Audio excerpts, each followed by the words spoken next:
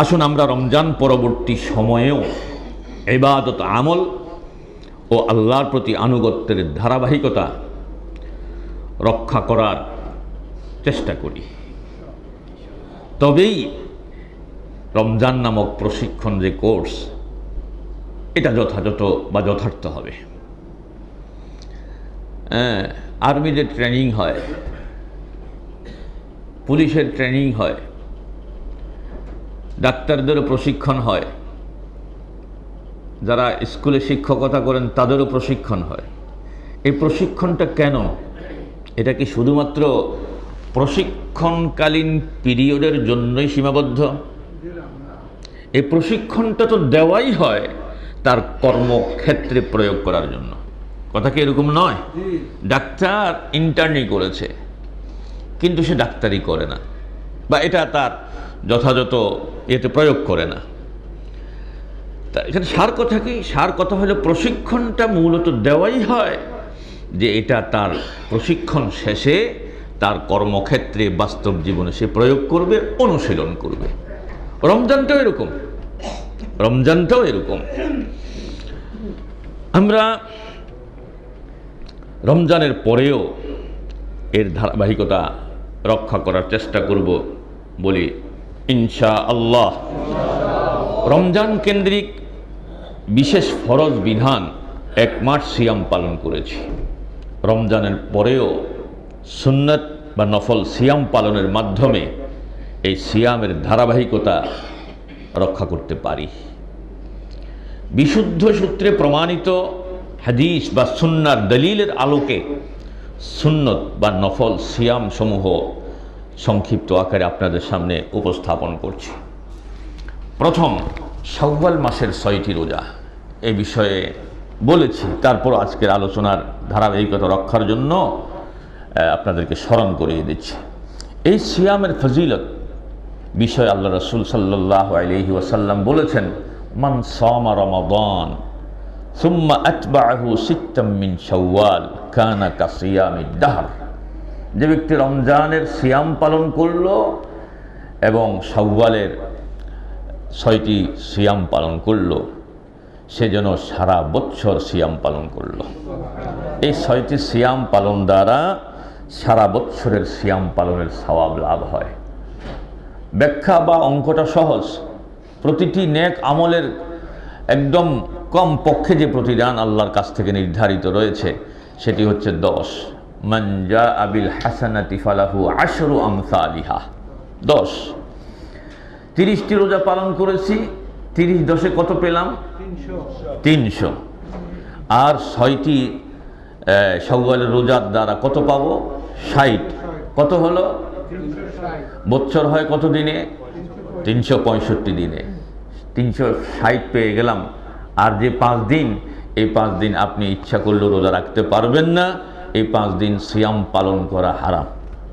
2 ঈদের 2 দিন, এরপর ঈদুল আজহার পরবর্তী 3 দিন, মোট 5 দিন সিয়াম পালন করা। হ্যাঁ, এই জন্য এই 6টি রোজা পালন দ্বারা বান্দা 1 বছর সিয়াম পালনের সওয়াব লাভ করে। আমরা চেষ্টা করব বলি ইনশাআল্লাহ। পরিবারেও সকলকে, যারা বয়স হয়েছে, রোজা রাখার মতো সক্ষমতা আছে, এমন সকলকে আমরা উদ্বুদ্ধ করব বলি ইনশাআল্লাহ। এরপরে প্রতি চান্দ্র মাসের 13, 14, 15 এই 3 দিন সিয়াম পালন সুন্নাহ। এই সিয়াম সম্পর্কে বা সিয়ামের ফজিলত সম্পর্কে আল্লাহ রাসূল সাল্লাল্লাহু আলাইহি ওয়াসাল্লাম বলেছেন, সালাসুম মিন কুল্লি শাহর ওয়া রমাদানু ইলা রমাদান। প্রতি মাসে 3 দিন রোজা রাখা এবং রমজান মাসের রোজা, এই রোজা থেকে সেই রমজান রোজা সারা বছর, ফাহাদা সিয়ামুদ দাহরি কুল্লিহ, এটি সারা বছর সিয়াম পালনের সমান হয়ে যায়। কথা বুঝে আসে? এই বিষয়ে আরও একটি হাদিস রয়েছে, সাওমু সালাসাতি আইয়ামিন মিনাশ শাহর, যে মাসে 3 দিন সিয়াম বা রোজা রাখা সাওমু শাহরি কুল্লিহ, পুরো মাস রোজা রাখার সমান। আপনি মাসে 3 দিন সিয়াম পালন করলেন, পুরো মাস সিয়াম পালনের সওয়াব লাভ করলেন। ওই অঙ্ক একই, 3 দিনে 3 দশে কত বলেন? 30। সুতরাং আমরা এই সিয়াম পালন করারও চেষ্টা করব, বলি ইনশাআল্লাহ। এই সিয়ামকে বলা হয়, একটা পরিভাষা আছে হাদিসে, আইয়ামে বীদ। বীদ অর্থ সাদা বা উজ্জ্বল, শুভ্র। প্রত্যেক চন্দ্র মাসের এই দিনগুলোতে যেহেতু চাঁদের আলো পূর্ণ উজ্জ্বল থাকে, এজন্য এই তারিখগুলোকে আইয়ামে বীদ বলা হয়। রাসূলুল্লাহ সাল্লাল্লাহু আলাইহি ওয়াসাল্লাম, বিখ্যাত সাহাবী আবু যর আল গিফারি রাদিয়াল্লাহু তাআলা আনহু ওয়া আরদাহ, তাকে বললেন, ইয়া আবা যর, ইযা সুমতা মিনাশ শাহরি সালাসাতা আইয়াম, যদি তুমি প্রতি মাসে 3 দিন সিয়াম রাখো, ফাসুম 13 ওয়া 14 ওয়া 15, তাহলে তুমি 13, 14 ও 15 তারিখে এই সিয়ামগুলো রাখবে। তিরমিজি হাদিস নম্বর 761। এরপরে আরেকটি সিয়াম রয়েছে, সেটি হচ্ছে সাপ্তাহিক সিয়াম। প্রতি বৃহস্পতিবার ও সোমবার। কথাটা এই জন্যই বলছি যে আমরা ফরজ সিয়াম 1 মাস পালন করেছি, আমরা আবার আগামী বছর আসলে সিয়াম শুরু করব, বিষয়টি এমন যেন না হয়, বরং নফল সিয়াম পালনের মাধ্যমে সিয়াম পালনের ধারাবাহিকতা আমরা বজায় রাখার চেষ্টা করব। এই সাপ্তাহিক সিয়ামের ফজিলত কতখানি, অথচ আমাদের অধিকাংশই এ বিষয়ের চরম গাফেল। আল্লাহ রাসূল সাল্লাল্লাহু আলাইহি ওয়াসাল্লাম বলেছেন, তু'রাদুল আমালু ইয়াউমাল ইসনাইনি ওয়াল খামিস, প্রতি সোমবার এবং বৃহস্পতিবার মুমিন বান্দার আমল আল্লাহর নিকট পেশ করা হয়। সাপ্তাহিক রিপোর্ট, সাপ্তাহিক আমল প্রতি সোমবার এবং বৃহস্পতিবার আল্লাহর নিকট পেশ করা হয়। ফাউহিব্বু আন ইউরাদা আমালি ওয়া আনা সাইম, আমি ভালোবাসি, পছন্দ করি, আমি চাই আমার আমলগুলো আল্লাহর দরবারে পেশ হোক এমন অবস্থায় যে আমি তখন সিয়ামরত। এই সিয়াম আমরা পালন করার চেষ্টা করব। এটি একবার শতভাগ বিশুদ্ধ সূত্রে প্রমাণিত, সুন্নাহর দলিল দ্বারা প্রমাণিত। আমাদের সমাজে শবে বরাত কেন্দ্রিক সিয়াম পালনের ব্যাপারে যত ইখতিলাফ, যত মারামারি, কিলাকিলি, দফাদফি হয়, এই জাতীয় সিয়াম নিয়ে কোনোদিন কিছু শুনছেন? এই একটা সিয়াম নিয়ে কি কিয়ামত, অথচ এর পক্ষে যে দলিল জাল, যায়ীফ, অগ্রহণযোগ্য, এরপরও রাখতে পারেন, সেটা আইয়ামে বীদের অংশ হিসেবে রাখতে পারেন। ওই যে 13, 14, 15, অথবা শাবান মাসে অধিক হারে সিয়াম পালন সুন্নাহ, ওই হিসেবে রাখতে পারেন। কিন্তু যারা এই সকল মতবিরোধে লিপ্ত হয়ে মাত্রাতিরিক্ত বাড়াবাড়ি করেন, ওনাদের খুব কম সংখ্যককে দেখবেন যে ওনারা সাপ্তাহিক সিয়াম পালন করে। কি এগুলোর খবর নেই। আল্লাহ বুঝার তৌফিক দিন। এরপরে আরেকটি মহাফজিলতপূর্ণ সিয়াম রয়েছে, আরাফার দিনের সিয়াম। আসতেছে সামনেই আরাফার দিনের সিয়াম। এই সিয়ামের ফজিলত সম্পর্কে আল্লাহ রাসূল সাল্লাল্লাহু আলাইহি ওয়াসাল্লাম বলেছেন, সিয়ামু ইয়াউমি আরাফা আহতাসিবু আলাল্লাহি আন ইউকাফিরাস সানাতাল্লাতী ক্বাবলাহু ওয়াস সানাতাল্লাতী বা'দাহু।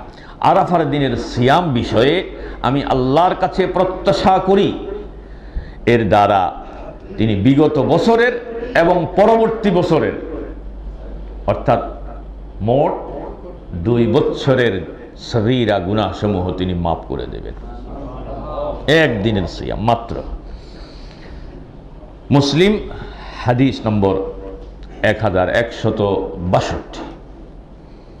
এরপর আরেকটি সিয়াম রয়েছে, সেটি হচ্ছে মুহররম মাস কেন্দ্রিক আশুরার সিয়াম। এই আশুরার সিয়াম এরও ফজিলত রয়েছে। রাসূল আরবি সাল্লাল্লাহু আলাইহি ওয়াসাল্লাম বলেছেন, সিয়ামু ইয়াউমি আশুরা আহতাসিবু আলাল্লাহি আন ইউকাফিরাস সানাতাল্লাতী ক্বাবলাহু, যে আশুরার সিয়াম বিষয়ে আমি আল্লাহর কাছে আশাবাদী যে তিনি এর দ্বারা বিগত 1 বছরের গুনাহের কাফফারা করে দেবেন বা ক্ষমা করে দেবেন। হ্যাঁ, সিয়ামে আশুরা। এই সিয়ামে আশুরা আপনার 2 দিন পালন করা সুন্নাহ, 9 সাথে না 10-এর সাথে 9 যোগ করা, এটা সুন্নাহ। কোনো কারণে 9 তারিখ মিস হলো, তাহলে 10-এর সাথে 11 কি যোগ করা, এই 2 দিন রাখা সুন্নাহ। কেউ যদি কোনো কারণে এই 2 দিন সিয়াম পালন করতে পারলো না, সে যদি আশুরার একদিনও সিয়াম পালন করে তাহলেও সে এই সওয়াব লাভ করবে। সুতরাং আমরা রমজানের ফরজ সিয়াম পালনের পাশাপাশি সিয়ামের ধারাবাহিকতা আমরা রক্ষা করার চেষ্টা করব। সিয়াম এমন একটি ইবাদত, আল্লাহ রাসূল বলছেন লা আদলা লাহ, লা আদলা লাহ, লা মিসলা লাহ, যে সিয়ামের ন্যায় ইবাদত হয় না। আর সিয়াম এমন একটি ইবাদত, প্রত্যেক আমলের প্রতিদান আল্লাহ দেবেন। বলেছেন আল্লাহ পাক কুল্লু আমালি বিনি আদম লাহ, প্রত্যেক বনি আদমের আমল তার নিজের জন্য, ইল্লা সিয়াম, ব্যতিক্রম হচ্ছে শুধু সিয়াম। ফাইন্নাহু লি, সিয়ামটা পালন করা হয় কেবলই আমার জন্য, ও আনা আজজি বিহি, আমি এর প্রতিদান দান করব। আল্লাহু আকবার। এজন্যই বলছি আমাদের এই যে সিয়ামটা যেন শুধুমাত্র রমজান কেন্দ্রিক সীমাবদ্ধ না থাকে, বরং আমরা ধারাবাহিকতা রক্ষা করব সুন্নাহ সম্মত যে সিয়ামগুলো রয়েছে। এরপরে আরেকটি সিয়াম রয়েছে, সেটি হলো শাবান মাসে বেশি বেশি সিয়াম পালন করা। শাবান মাসে অত্যধিক হারে সিয়াম পালন করা প্রমাণিত সুন্নাহ, বেশি বেশি। আমরা শুধু শাবান মাসে একটা রোজা কিলেগিলি করি, যে একটু আগে বললাম না, বরং সুন্নাহ হচ্ছে শাবান মাসে যার যার সাধ্য মতো বেশি বেশি সিয়াম পালন করা। এই বিষয়ে উম্মুল মুমিনিন আয়েশা সিদ্দিকা রাদিয়াল্লাহু তাআলা আনহা ওয়া আরদাহা তিনি বলছেন লাম ইয়াকুন রাসূলুল্লাহ সাল্লাল্লাহু আলাইহি ওয়াসাল্লাম ফি শাহরি মিনাস সানাহ আকসারা সিয়ামান মিনহু ফি শাবান, যে রাসূলুল্লাহ সাল্লাল্লাহু আলাইহি ওয়াসাল্লাম শাবান ব্যতীত বছরের অন্য কোনো মাসে এত অধিক পরিমাণ নফল সিয়াম রাখতেন না। মুসলিম হাদিস নম্বর 782। শাবান মাস এর ফজিলত বা শাবান মাসের সিয়ামের ফজিলত বিষয়ে রাসূলুল্লাহ সাল্লাল্লাহু আলাইহি ওয়াসাল্লাম বলেছেন যালিকা শাহরুন ইয়াগফুলুন নাসু আনহু বাইনা রজবিন ওয়া রমাদান, যে শাবান মাস রজব এবং রমজানের মধ্যবর্তী একটি মাস, যে মাসের গুরুত্ব সম্পর্কে মানুষ চরমতম উদাসীন। ওয়াহুয়া শাহরুন, এটি এমন একটি মাস, কোন মাস? এই তো শাবান। শাবান, যে এই মাসটি এতটা গুরুত্বপূর্ণ, অথচ অধিকাংশ মানুষ এই মাস সম্পর্কে চরম গাফিল। এই মাসটি এমন একটি মাস তুরফাউ ফীহিল আমালু ইলা রাব্বিল আলামিন, যে মুমিন বান্দার আমল এই মাসে আল্লাহ রাব্বুল আলামিনের কাছে উঠানো হয়। বাৎসরিক রিপোর্ট, সাপ্তাহিক সিয়ামটা কিসের রিপোর্ট? সাপ্তাহিক। আর বাৎসরিক আমলের রিপোর্ট আল্লাহর কাছে উঠানো হয় কোন দিন? শাবান মাসে। শাবান মাসে। এরপরে বলছেন ফাউহিব্বু আন ইউরফা আমালি ওয়া আনা সাইম, আমি পছন্দ করি, ভালোবাসি। কে বলছেন? যার আগের পরের সকল গুনাহ আল্লাহ মাফ করে দিয়েছেন, মাসুম। তিনি বলছেন আমি পছন্দ করি আমার আমল আল্লাহর নিকট উঠানো হোক এমত অবস্থায় যে আমি কি সিয়ামরত। অথচ আমরা মুমিন, গুনাহের সাগরে হাবুডুবু খাচ্ছি, আমরা এই বিষয়গুলোকে তেমন একটা আমল করি না। নাসাই হাদিস নম্বর 2359 এবং হাদিসের মান হাসান। এছাড়াও ফজিলতের অন্যতম দশক জিলহজের প্রথম দশকের 9 দিন সিয়াম পালন করা মুস্তাহাব। কেউ যদি চায় তাহলে জিলহজ 36টি দশকের মধ্যে সর্বাধিক ফজিলতপূর্ণ দশক। কোন আহলে ইলম তো বলেছেন যে রাত কেন্দ্রিক ফজিলতপূর্ণ দশক হলো রমজানের শেষ দশক, আর দিন কেন্দ্রিক সর্বাধিক ফজিলতপূর্ণ দশক হচ্ছে জিলহজের প্রথম দশক। সুতরাং কেউ যদি এই দশকে সিয়াম পালন করতে চায় তাহলে প্রথম 9 দিন সিয়াম পালন করবে। এরপরে আসেন, গেল সিয়াম পর্ব, যে আমরা রমজানের সিয়াম পালন করেছি, নফল সিয়াম পালনের মাধ্যমে এর ধারাবাহিকতা আমরা বজায় রাখবো। আবারও অন্তর থেকে বলি ইনশাআল্লাহ। ভাইজান, আপনি কোনো নেক কাজের নিয়ত করলে আপনি সাথে সাথে একটি নেকি পেয়ে যাবেন, আর ওই নিয়তকৃত কাজটি যখন বাস্তবায়ন করবেন তখন 10 থেকে 700 এবং 700 থেকে অসংখ্য গুণ আল্লাহ দিয়ে দেন। সহি হাদিস রয়েছে। এই জন্য কোনো নেক আমলের কথা শুনলে অন্তর থেকে নিয়ত করে ফেলবেন।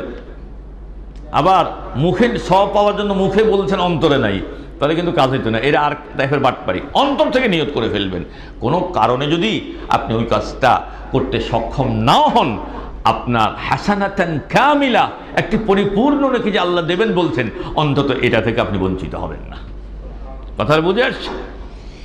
এরপরে আসি আমরা রমজানুল মুবারক কেন্দ্রিক সালাতুত তারাবিহ, কিয়ামুল লাইল এর দীর্ঘ সালাত আমরা আদায় করেছি বা শেষ হয়েছে।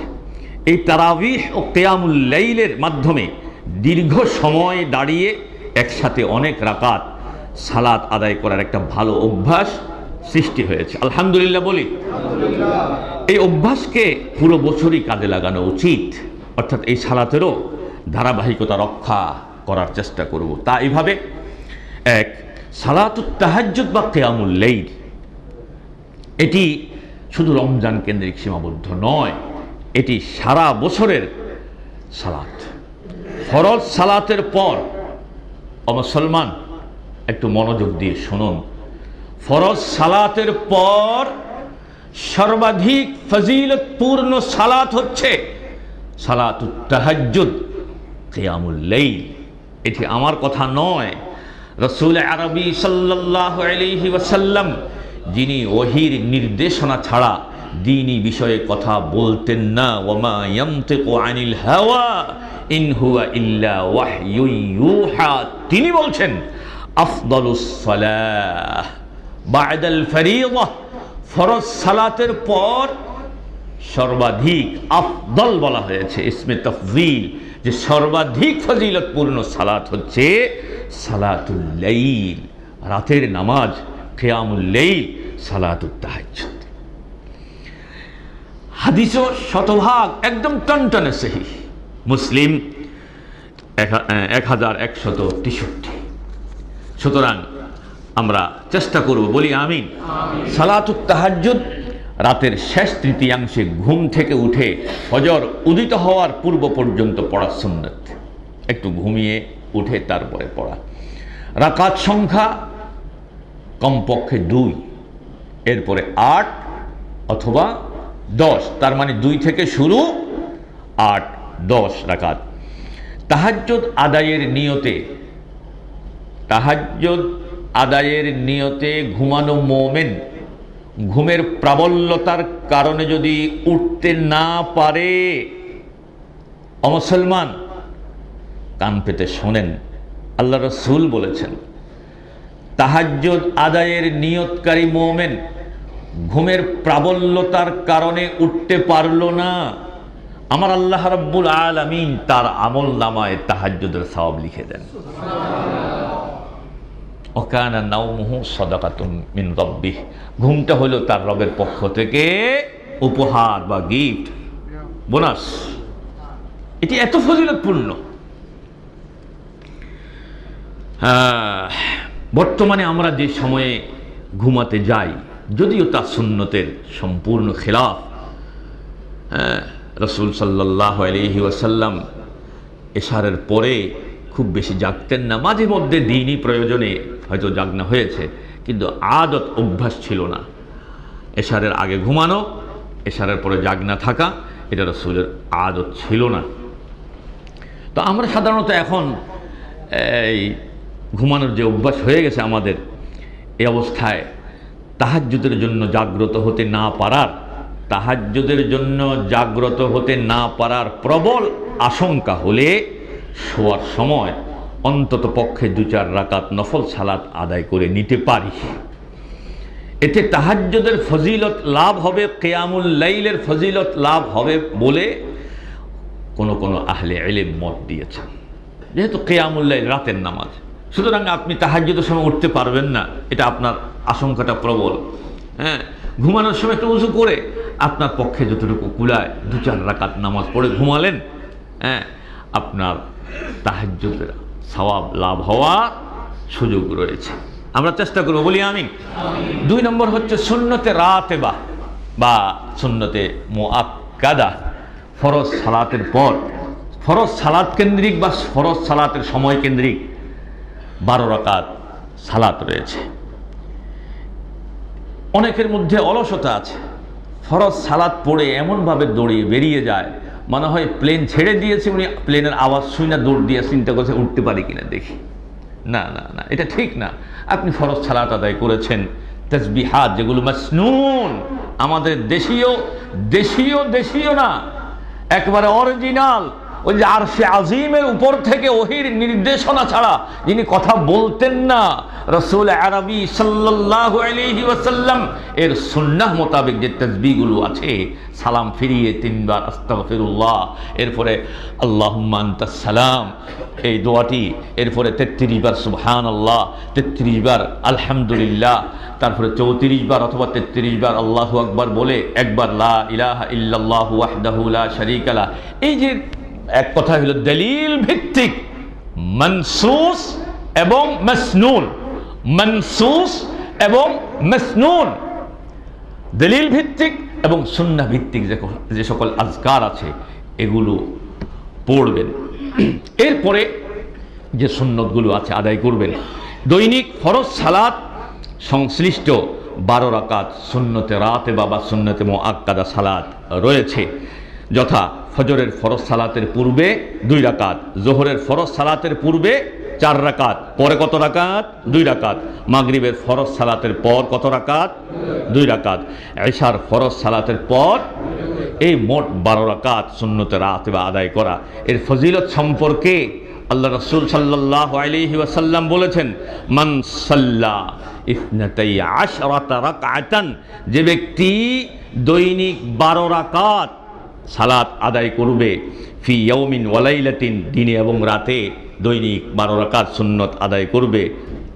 শুনবেন ফজিলত? একজনে কইছে, আপনার কানে কানে শুনি যান, এতারা কয় না, শুনবেন? আচ্ছা, শোনার পরে কি আমল করবেন? ভাইজান, মহা কোনো ব্যস্ততা ছাড়া এই সুন্নত ত্যাগ করে মসজিদ থেকে যাবেন না। আচ্ছা, এখন প্রসঙ্গক্রমে বলি, সুন্নত সালাত ঘরে পড়া সুন্নত, সুন্নত সালাত ঘরে পড়া সুন্নত। এটা কইছি আর আমার বিরুদ্ধে এক আল্লাহর ওলি খুব সমালোচনা চালাইছে, মিয়া নতুন হতুয়া দিয়েছে বলে মসজিদে সুন্নত হওয়া যেত না। তা আমি কইলাম যে আমি পড়ি কেন? যদি সুন্নত মসজিদে পড়া যদি হারাম হতো আমি পড়ি কেন? সুন্নত সালাত, নফল সালাতগুলো ঘরে পড়া সুন্নাত। এর দ্বারা ঘরে একটা মসজিদি পরিবেশ সৃষ্টি হয়, ঘরটা বরকতময় হয়, ঘরের সদস্যরা আপনার এই সালাত থেকে তাদের মধ্যে একটা দ্বীনি চেতনা সৃষ্টি হয়। আসার সময় ঘরের লোকদেরকে সালাতের জন্য উদ্বুদ্ধ করলেন, আবার ফরজ সালাত পড়ে ঘরে গিয়ে তোমরা সালাত পড়েছো, এটা বলার সুযোগ হয়। কিন্তু আল্লাহর ওলি কি বুঝছে? আল্লাহ হেদায়েত দিন, বলি না আমি। হ্যাঁ, তাহলে এই সালাতগুলো যে আদায় করবে, শুনেন এখন ফজিলত। বুনিয়ালাহু বিহিন্না বাইতুন ফিল জান্নাহ, তার জন্য আল্লাহ পাক জান্নাতে একটি ঘর নির্মাণ করে। হাদিস শতভাগ সহিহ, মুসলিম 728 নম্বর হাদিস। সুতরাং যদি আপনি আশঙ্কা করেন যে আপনি ঘরে গেলে ভুলে যাবেন, যাওয়ার পথে কারোর সাথে হয়তো গল্প গুজবে মেতে উঠে ভুলে যাবেন, এমন আশঙ্কা যদি হয় আপনি মসজিদে পড়বেন। কিন্তু ঘরে সালাত, আমাদের ঘরগুলো এখন কবরস্থানে পরিণত হয়েছে, কথা ঠিক কিনা বলেন? আমাদের ঘরগুলো এখন গোরস্থানে পরিণত হয়েছে। অথচ আল্লাহ রাসূল বলেছেন তোমরা তোমাদের ঘরগুলোকে গোরস্থানে পরিণত করো না। আপনার এই সুন্নাহভিত্তিক আমল না থাকার কারণে আপনার সন্তান নামাজে উদ্বুদ্ধ হয় না, পরিবারের সদস্যরা নামাজে উদ্বুদ্ধ হয় না, বারাকা শূন্য হয়ে যায়, বরকত শূন্য হয়ে যায়। সালাম আদান প্রদান পরিবারে নাই, আসেনি? এমনি সাহেব মানুষ ঘরে গেছে, বউরে সালাম দিলে ইজ্জত যাইব, আসসালামু আলাইকুম, বউ কইব ও নতুন করে ডং শুরু করছো। বিয়ে হয়েছে 40 বছর, একদিনও সালাম দিতে হইলাম না, এখন দারবাগাড়ি মসজিদের ফেতনাবাজ আলেমিক গিয়ে কইছে তুমি আজ ডং শুরু করে দিয়েছো কে? ও ভাইজান, ও ভাইজান, ঘরে ঢুকবেন, ঢোকার সময় গিন্নিকে, ঘরের সদস্যদেরকে সালাম দেবেন। আল্লাহ রাসূল সাল্লাল্লাহু আলাইহি ওয়াসাল্লাম বলেছেন এটা তোমার জন্য এবং তোমার পরিবারের জন্য বরকতের কারণ হবে, বরকতের কারণ হবে। সালাম ছোট বড় সকলকে দেওয়া যায়। এরপর আরেকটি সালাত রয়েছে, সালাতুল ইশরাক বা চাশত। প্রতিদিন জামাতের সাথে ফজরের ফরজ সালাত আদায়ের পর সকালে 2-4 রাকাত ইশরাকের সালাত আদায় করা। সূর্যোদয়ের প্রায় 10 থেকে 15 মিনিট পর থেকে এই সালাত পড়া যায়। এই ফজিলত সম্পর্কে, এর ফজিলত সম্পর্কে হাদিসে কুদসিতে বর্ণিত হয়েছে। রাসূলুল্লাহ সাল্লাল্লাহু আলাইহি ওয়াসাল্লাম বলেন, আল্লাহ তাআলা বলেছেন, ইয়া ইবনে আদম, ওহে বনি আদম, ইরকালি 4 রাকাআতিন মিন আউয়ালিন নাহার, তুমি দিনের শুরুতে আমার জন্য, কে বলছেন কথাটা? আল্লাহ। হাদিসে কুদসি, ও বনি আদম, তুমি আমার জন্য দিনের শুরুতে 4 রাকাত সালাত আদায় করো, আকফিকা আখিরাহু, আমি পুরো দিন তোমার জন্য যথেষ্ট হয়ে যাব। তুমি দিনের শুরুতে আমার জন্য 2 রাকাত সালাত আদায় করো, আমি তোমার পুরো দিনের জন্য যথেষ্ট হয়ে যাব। হাদিস সহিহ, তিরমিজি 475। হাদিসের কিতাবগুলো এখানে আছে, আরও হাদিসের কিতাব সংগ্রহ করার পরিকল্পনা আছে, আপনারা সহযোগিতা করবেন ইনশাআল্লাহ। বলি, আমল করবেন কোরআন, আমল করবেন সুন্নাহ মতে, আমল করবেন সাহাবীদের ইজমার মতে। এরপরে যদি আসেন তাহলে আমি এক তরিকার ফিসাব, আমি হাদিসের সবক দেব না, আমি দেব আমার তরিকার সবক, ঠিক না? এই জন্যই ঈদের দিনে মনে বলেছি, দেখেন না, যত পীর তত আকিদা, যত হুজুর তত আকিদা না, কোরআন এবং সুন্নাহ, কোরআন এবং আমল যদি আল্লাহর দরবারে গ্রহণ হোক, এটা যদি অন্তর থেকেই চান, এটা কোন হুজুরে করেছে, কতজন হুজুরে করেছে এটা দেখবেন না, আমার রাসূল করেছে কিনা, করার ব্যাপারে অনুমোদন দিয়েছেন কিনা, সাহাবা কেরাম করতেন কিনা, এতটুকু পর্যন্ত সীমাবদ্ধ থাকবেন। ওকে, ইনশাআল্লাহ বলি। জি, আমাদের ভাইয়েরা মসজিদের জন্য সহযোগিতার আবেদন নিয়ে আপনাদের দ্বারস্থ হচ্ছে। আপনারা রমজানেও দিয়েছেন, ওই যে একটু আগে বললাম যে আমার রমজানে যা যা করেছি এর ধারাবাহিকতা রক্ষা করব। আপনারা ভাইয়েরা যাচ্ছে, দিন, মসজিদের জন্যই দেবেন, বেশি করে দেওয়ার বা সাধ্যের সর্বোচ্চটা দিয়ে দেওয়ার চেষ্টা করেন। আল্লাহ আমাদের রমজান কেন্দ্রিক বা আজকেও বা পরবর্তীতে যে দান করব, আল্লাহ পাক আমাদের এই দানগুলো কবুল করুন, বলি আমিন। এখন আসেন, এই যে সকালবেলার ইশরাকের সালাতের ফজিলত কতখানি, কতখানি। আল্লাহ রাসূল বলেছেন, মান সাল্লাল গাদাতা ফি জামাআতিন, মান সাল্লাল গাদাতা ফি জামাআতিন সুম্মা ক্বাআদা ইয়াযকুরুল্লাহ হাত্তা তাতলুআ আশ-শামসু, যে ব্যক্তি ফজরের সালাত আদায় করে সূর্যোদয় পর্যন্ত মসজিদে বসে আল্লাহর জিকির করতে থাকে, কতক্ষণ পর্যন্ত? সূর্য উদয় পর্যন্ত। সূর্য পূর্ণ উদয় হওয়ার 10-15 মিনিট পর 2 রাকাত নফল সালাত আদায় করে, সে ব্যক্তি কি লাভ করে? সুম্মা সাল্লা রাকাতাইনি, সে যদি 2 রাকাত সালাত আদায় করে, কানাত লাহু কাআজরি হাজ্জিন ওয়া উমরাতিন, সে পরিপূর্ণ একটি হজ এবং একটি উমরার সওয়াব লাভ করে। হাদিস শতভাগ সহিহ, তিরমিজি হাদিস নম্বর 586। আমরা অলসতা করে কত মহা ফজিলত থেকে বঞ্চিত হয়ে যাচ্ছি, এই সকালবেলা একটু কষ্ট স্বীকার করে। আর আমাদের দেশে তো আল্লাহ নামাজ যেভাবে নিয়ে যাওয়া হয়েছে, ফজরের নামাজ কি মাসালা, কিন্তু ঈদের দিন রাত্রে উল্টিয়েছে। পুরো এক রমজান মাস আউয়াল ওয়াক্তে পড়ছে, ঈদের দিন কয় যে আবার আগের কাতারে চলে যাই, চলে আসছে। আচ্ছা চলুক, এ ব্যাপারে বেশি আমি কথা বলতে চাই না। তাহলে আমরা ফজরের নামাজটাকে আখের ওয়াক্তে নিয়ে গেছি। আমাদের জন্য তো ইশরাক আদায় করা কঠিন না, কি কথা ঠিক কিনা বলেন? সময় কম, কিন্তু এই অল্প সময় একটু ব্যয় করে আমরা যদি এই 2 রাকাত সালাত আদায় করি তাহলে পরিপূর্ণ একটি হজ এবং একটি উমরার সওয়াব লাভ করতে পারি। ভাইজান, উমরা করতে যাচ্ছেন কত লাখ টাকা খরচ হয়, হজ করতে যাচ্ছেন কত লাখ টাকা খরচ হয়, বিনা টাকায় ঘাটের একটা টাকাও তো খরচ হয় না। পাসপোর্ট বানানো লাগে না, ভিসা নেওয়া লাগে না, হ্যাঁ, ট্রাভেলসের সাথে যোগাযোগ করা লাগে না, কোনো টাকা নাই, টিকিট নাই, একদম বিনা টিকিটে আপনি বিনা খরচে একটি হজ আর একটি উমরার সওয়াব লাভ করেন। বান্দা, মুমিন বান্দা এই হাদিসের দলিল ভিত্তিক আমলগুলো করার ব্যাপারে আগ্রহী না, সমাজে প্রচলিত বিদআতকে আঁকড়ে ধরে রাখার জন্য জিহাদে লিপ্ত। কথা ঠিক কিনা বলেন? আল্লাহ আল্লাহ আল্লাহ আমাদের মুসলিম উম্মাহকে হেদায়েত দিন, অন্তর থেকে বলি আমিন।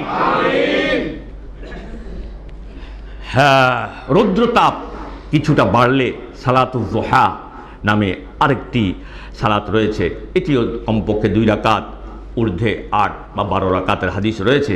যার যার সাধ্য মতো পড়ে নিলে এই সালাতের সওয়াব হাসিল হবে। আরেকটি সালাতের কথা বলি, সালাতুত তাহিয়াতুল ওযু।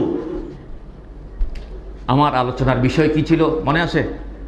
রমজানের পরবর্তী সময়কালে মুমিনের করণীয়, এবং ভূমিকাতে বলেছি রমজান মাসে আমরা যে সকল আমল করেছি এই আমলের ধারাবাহিকতা রক্ষা করার চেষ্টা করব।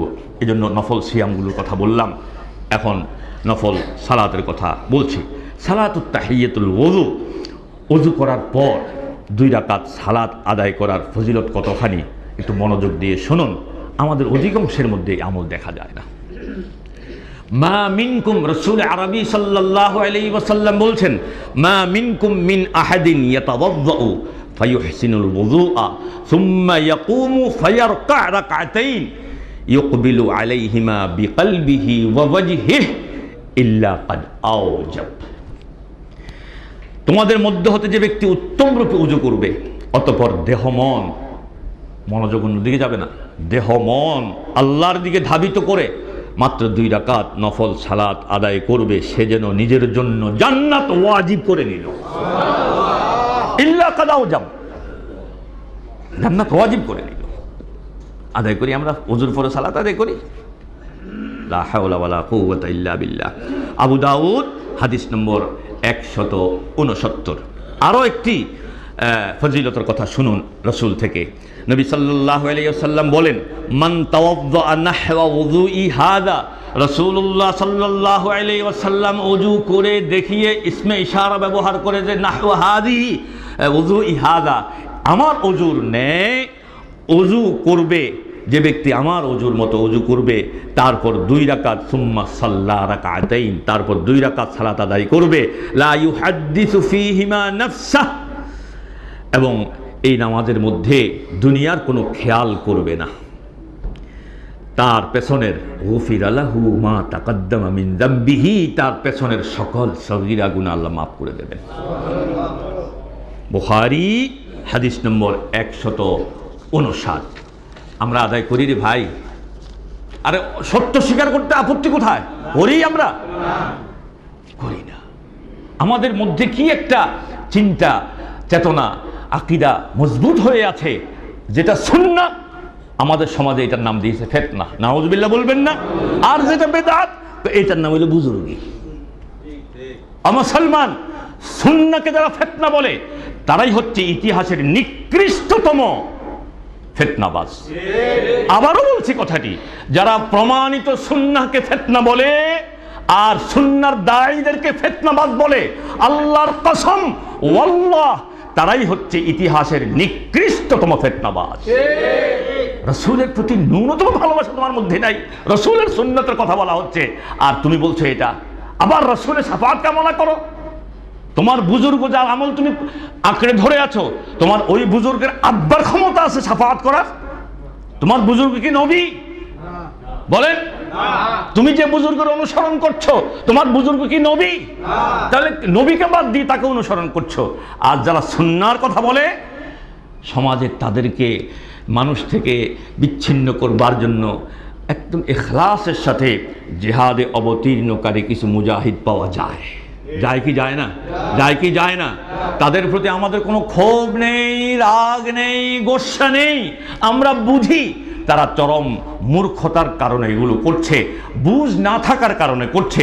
আমরা অন্তর থেকে দোয়া করি, আল্লাহ পাক এই ভাইদেরকে হেদায়েত দিন। আসতে কইছেন, আল্লাহ এই ভাইদেরকে হেদায়েত দিন, আর আমাদের সকলকে রাসূলের সুন্নাহর যথাযথ অনুসরণ করার তৌফিক দিন। বলি আমিন। আরেকটি সালাত, সেটা হচ্ছে সালাতুত তাহিয়াতুল মসজিদ। আল্লাহ রাসূল এই ব্যাপারে বলেছেন, ইদা দাখালা আহাদুকুমুল মসজিদ ফালইয়ারকা রাকাতাইন ক্বাবলা আন ইয়াজলিস। তোমাদের কেউ যখন মসজিদে প্রবেশ করবে সে যেন বসার পূর্বে 2 রাকাত সালাত আদায় করে নেয়। বুখারী হাদিস নম্বর 4444। যখনই মসজিদে প্রবেশ করবেন, বসার প্রয়োজন হলে আগে 2 রাকাত সালাত আদায় করবেন। হ্যাঁ, আপনি ঢুকেছেন জোহরের আগে, আপনি যদি ওই সময় জোহরের 4 রাকাত সুন্নতের নিয়ত করেন, ওই 4 রাকাতের ভেতরে তাহিয়াতুল মসজিদ প্রবেশ করেছেন, পৃথকভাবে পড়ার প্রয়োজন নেই। আপনি ফজরের আগে ঢুকছেন, ফজরের 2 রাকাত সুন্নত পড়বেন। আপনি ওই সুন্নতে দাঁড়িয়ে গেলে এটা সুন্নত আদায় হলো, তাহিয়াতুল মসজিদও আদায় হলো। কথাটা বুঝে আসছে? কিন্তু আপনি মসজিদে ঢুকেছেন, আমি খতিব সাহেব আমার সাথে কথা বলতে এসছেন, সুন্নাহ হচ্ছে আপনি আসছেন, কথা বলবেন, ওইখান থেকে সংক্ষেপে 2 রাকাত সালাত আদায় করে তারপর আমার সাথে কথা বলেন। এটা হলো সুন্নাহ। এটি এমন গুরুত্বপূর্ণ তাকিদপূর্ণ সুন্নাহ যে ইমামের খুতবারত অবস্থায়ও আপনি ঢুকেছেন, আপনাকে বসতে হলে আগে 2 রাকাত সালাত আদায় করতে হবে। রাসূল তাকিদ দিয়েছেন। একজন এসে বসে গেছে, এই ওঠো, আসল্লাইতা, তুমি কি সালাত আদায় করেছো? সে বলছেন না। তখন বলছেন সংক্ষেপে 2 রাকাত সালাত আদায় করে বসো। আমার খুতবা না মিয়া, দারগাবাড়ি মসজিদের খুতবা না, বাইতুল মুকাররমের ইমামের খুতবা না, রাসূলের খুতবা। রাসূল খুতবা দিচ্ছে, ওই অবস্থায় সে এসে বসে গেছে, দাঁড় করাইয়া 2 রাকাত সালাত আদায় করে ছাড়িয়েছে। আর আমাদের সমাজে অবুঝ, আবারও বলছি সম্পূর্ণ অবুঝ, তারা একটা জাল হাদিসের উপর ভিত্তি করে তারা বলে যে এই সময় নামাজও নাই, কথাও নাই। আরে কথা নাই এতটুকুন ঠিক, কিন্তু নামাজ নাই এটা ঠিক না। বরং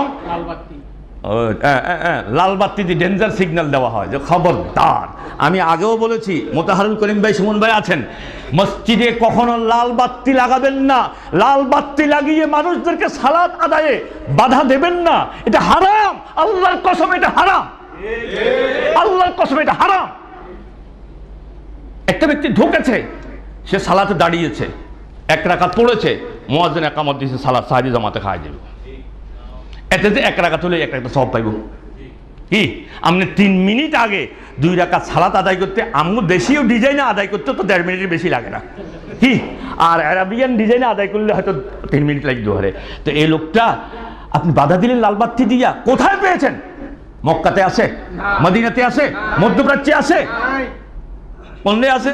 মেড ইন বাংলাদেশ। এই জন্যই কই যে ওই যে কবি বলে গেছিল, এমন দেশ আর কোথাও খুঁজে পাবে না কো তুমি।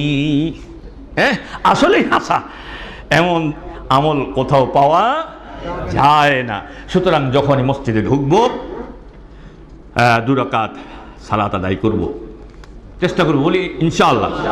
এরপরে জিকির আজকারের ধারা অব্যাহত রাখা, বিশুদ্ধ সূত্রে প্রমাণিত সুন্নাহর আলোকে বিভিন্ন সময় বা মুহূর্তে পঠিতব্য মাসনুন মানসুস জিকির আজকার আমরা জারি রাখবো। বিশেষ করে ফরজ সালাতের পর ও সকাল সন্ধ্যার ফজিলতপূর্ণ তাসবিহ জিকির আজকার সমূহ, সূরা ইখলাস, সূরা ফালাক, সূরা নাস, আয়াতুল কুরসি, এমনিভাবে শোয়ার সময়কার মাসনুন দোয়া সমূহ আমরা নিয়মিত পাঠ করার চেষ্টা করব। ইবাদত জিকির আজকারকে রমজান মাস কেন্দ্রিক সীমাবদ্ধ করব না। রমজান মাস কেন্দ্রিক ইবাদত করব, এরপর আর করব না, বিষয়টি এমন নয়। বরং রমজান হচ্ছে প্রশিক্ষণের মাস। 1 মাস প্রশিক্ষণ নিয়েছি, ওই প্রশিক্ষণের আলোকে বাকি 11টি মাস পরিচালনা করব। এটাই হলো রমজানের শিক্ষা। কিন্তু মুসলমান কি যে বুঝে যে রমজান শেষ, শাওয়ালের চাঁদ উদিত হয়েছে, ব্যাস ক্লোজ। না না না, এটা চরম ভুল, এটা চরম বিভ্রান্তি। এরপরে দোয়ার ধারা অব্যাহত রাখবো। আমরা রমজানে আবেগ নিয়ে আল্লাহর কাছে দোয়া করেছি।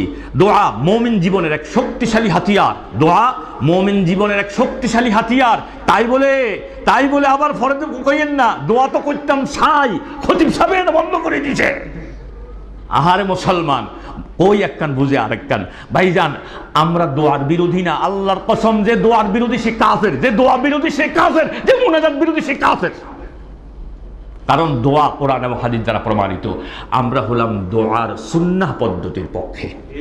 আমি আপনাকে বলছি ভাই দোয়া করেন, তবে দোয়াটা রাসূল যেভাবে করেছেন ওইভাবে করেন, সাহাবায়ে কেরাম যেভাবে করেছেন ওইভাবে করেন। আমরা দোয়ার সুন্নাহ পদ্ধতির পক্ষে। কিন্তু এক শ্রেণীর জাহেলে মুরাক্কাব, আজহাল, তারা সমাজে প্রচার করে মিয়া দোয়া বিরোধী।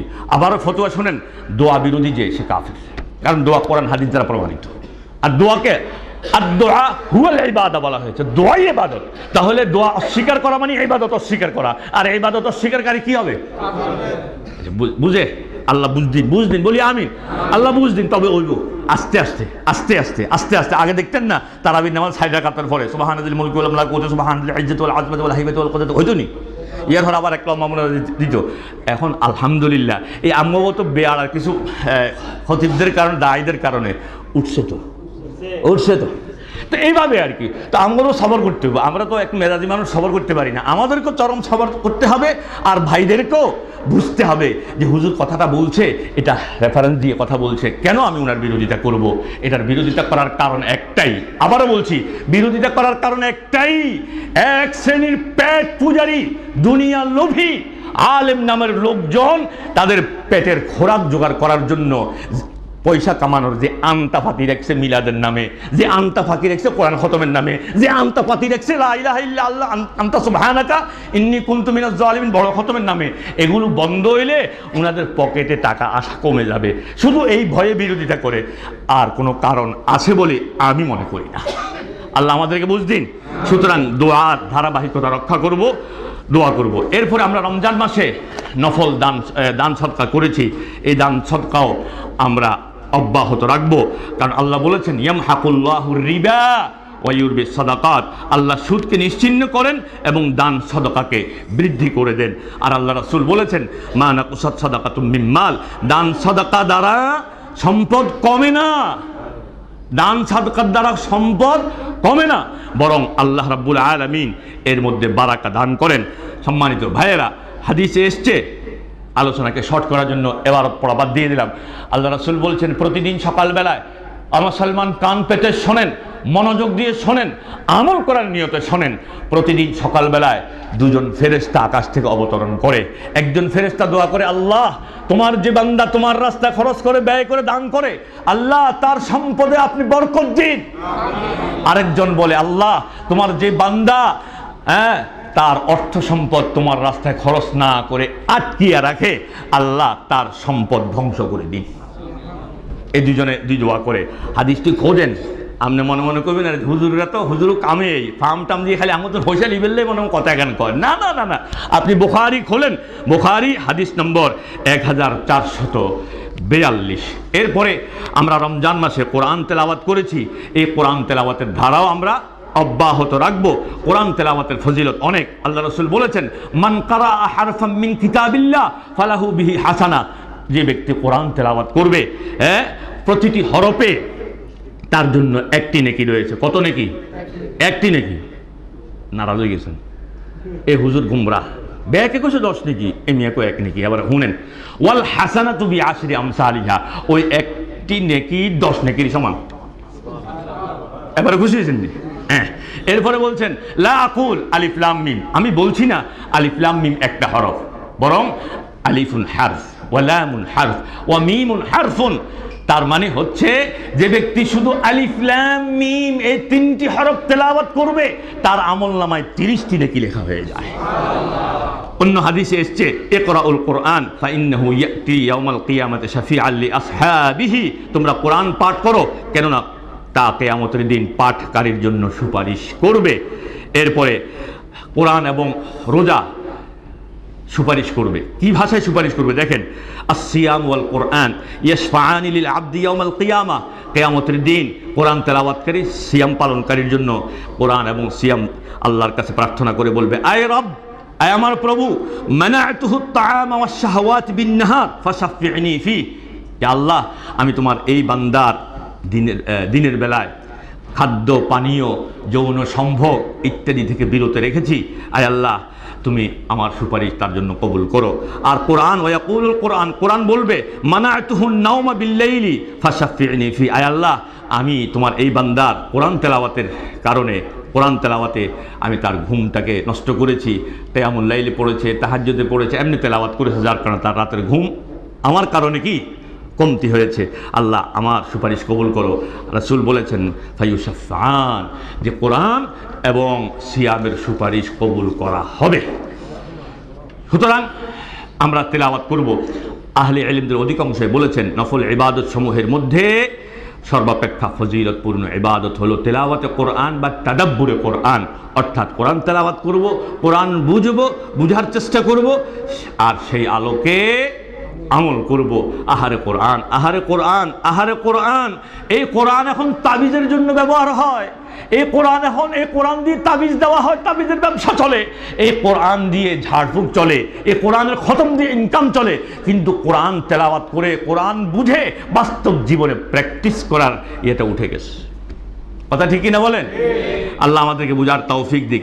সার কথা হচ্ছে যে আমরা যেই সকল ইবাদত আমল রমজান মাসে অতি আগ্রহ নিয়ে করেছি, আল্লাহ পাক আমাদের এই আমলগুলো কবুল করুন এবং এই আমলের ধারাবাহিকতা আমরা রক্ষা করব নফল সিয়াম পালনের মাধ্যমে, নফল দান সদকার মাধ্যমে, তেলাওয়াতের মাধ্যমে, নফল যে সকল সালাতের কথা বলেছি এগুলো আদায়ের মাধ্যমে আমরা চেষ্টা করব। আল্লাহ পাক আমাদের এই রমজানের যাবতীয় ইবাদত কবুল করুন বলি আমিন। আল্লাহ পাক আমাদেরকে বাকি 11টি মাস এই রমজান থেকে যে শিক্ষা নিয়েছি সেই শিক্ষার আলোকে বাকি 11টি মাস পরিচালনা করার তৌফিক দিক বলি আমিন। আকুলু মা তাসমাউন ওয়া আস্তাগফিরুল্লাহ লি ওয়া লাকুম ওয়া লিসাইরিল মুসলিমিন মিন কুল্লি যামব ফাস্তাগফিরুহু ইন্নাহু হুয়াল গফুরুর রহিম।